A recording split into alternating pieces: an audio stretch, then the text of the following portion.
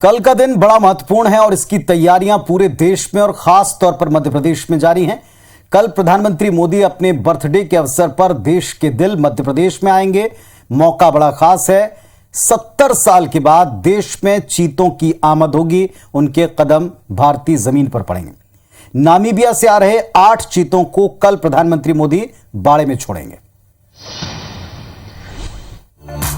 कल यानी 17 सितंबर को कूनो नेशनल पार्क में पीएम मोदी 8 चीतों को उनके बाड़े में छोड़ेंगे। इससे पहले सुबह 6 बजे नामीबिया से विमान से आ रहे चीते ग्वालियर एयरपोर्ट पहुंचेंगे, जिनमें 3 मेल और 5 फीमेल चीते शामिल हैं। कल पीएम मोदी सुबह 11 बजे श्योपुर के कूनो नेशनल पार्क पहुंचेंगे। 11:05 पर 8 चीतों को उनके बाड़े में छोड़ेंगे। इसके बाद चीता मित्रों से पीएम मोदी संवाद करेंगे और फिर 11:30 बजे करहल में स्व सहायता समूह के कार्यक्रम में शिरकत भी करेंगे। माननीय प्रधानमंत्री जी यहाँ से ट्रांजिट में जाएंगे तो हमारे honourable HM minister in waiting और दूसरे डिग्निटरीज के साथ ऑनरेबल पीएम को रिसीव करेंगे। आपको बता दें, किसी भी मांसाहारी जीव को एक बार फिर बसाने की ये दुनिया में पहली पहल है। देश में 500 चीते होने पर इसे पूरी तरह से पुनर्व्यवस्थापन माना जाएगा। चीतों की सुरक्षा की लिहाज से चीतों की सुरक्षा की बात करें तो इन 8 चीतों को हाई फ्रीक्वेंसी रेडियो कॉलर्स पहनाए गए। रेडियो कॉलर से 8100 किलोमीटर दूर नामीबिया से नजर रखी जाएगी। 360 डिग्री घूमने वाले हाई रेजोल्यूशन थर्मल इमेज कैमरे भी हैं।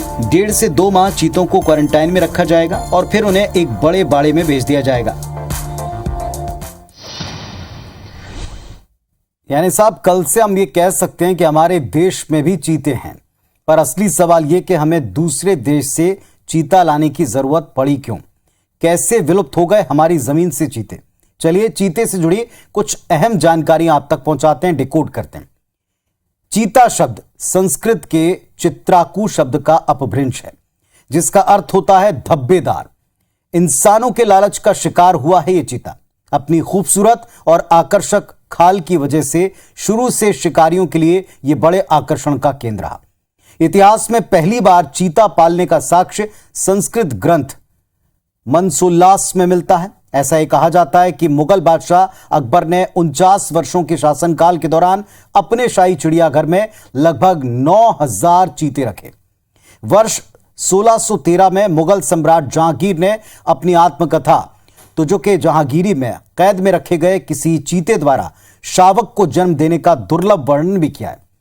फिर साल 1951-52 में भारत सरकार ने चीते को विलुप्त मान लिया था, परंतु इसके बाद भी कोरिया और सरगुजा में चीतों के होने के कुछ प्रमाण सामने आए थे।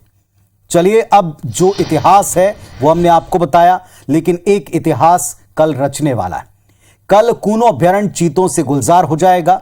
ये पूरे देश के लिए एक गौरव की बात है, लेकिन राजनीति हर एक चीज को अपनी गिरफ्त में लेती है और कूनो भी इससे अछूता नहीं। देखें आप, ये दुनिया में अपने तरह का पहला मौका होगा जब किसी जानवर को एक महाद्वीप से लाकर दूसरे महाद्वीप पर बसाया जाएगा। सीएम शिवराज ने कहा कि अब एमपी चीता स्टेट भी बनने जा रहा है, तो प्रभारी मंत्री भारत सिंह कुशवाहा ने कहा कि इससे श्योपुर में पर्यटन को बढ़ावा मिलेगा। सौभाग्य मानता हूं कि हम टाइगर स्टेट तो थे ही, लेपर्ड स्टेट भी हैं, चीता स्टेट भी मध्य प्रदेश होने वाला है। चीते शिफ्ट होने से एक तो रोजगार के अवसर मिलेंगे। पर्यटक जहां देखने के लिए आएंगे तो लोग अपना छोटा पूरा धंधा कर सकते हैं। लेकिन कांग्रेस इसे यूपीए शासनकाल में पर्यावरण मंत्री रहे जयराम रमेश की पहल बता रही है। स्थिति यह है कि श्योपुर से कांग्रेस विधायक बाबू जंडेल ने ऐलान कर दिया कि पीएम के दौरे वाले दिन वो विरोध दर्ज कराने के लिए अनशन करेंगे। बाढ़ की स्थिति बड़ी खतरनाक है। आदमियों के पास खाने में रोटी नहीं है। 17 तारीख को धरना प्रदर्शन करूंगा। सियासी बयानबाजी के दौरे के बीच सरकार का ये दावा है कि चीतों के आने से पर्यावरण बढ़ेगा, पर्यटन को बढ़ावा मिलेगा और इसका सीधा फायदा स्थानीय लोगों को ही होगा।